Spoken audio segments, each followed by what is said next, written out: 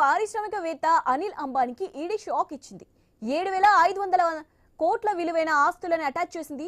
ED attach చేసిన ఆస్తుల్లో ముంబైలోని poly hill ప్రాంతాల్లోని అనిల్ అంబానీ నివాసం, న్యూఢిల్లీలోని రిలయన్స్ సెంటర్ తో పాటు పలు నివాస వాణిజ్య భవనాలు, భూములు ఉన్నాయి.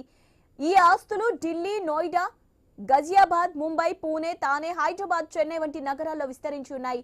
అంబానీ కంపెనీలకు సంబంధించి 20,000 కోట్ల అవకతవకలపై ఈడీ చర్యలు తీసుకుంది.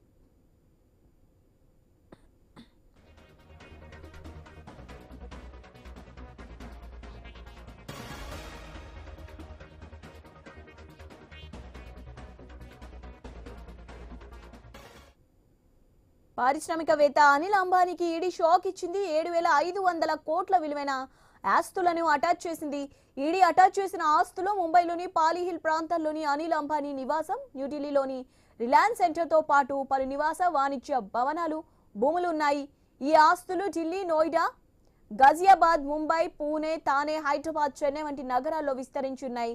అంబానీ కంపెనీలకు సంబంధించి 20,000 కోట్ల అవకతవకలపై ఈడీ చర్యలు తీసుకుంది.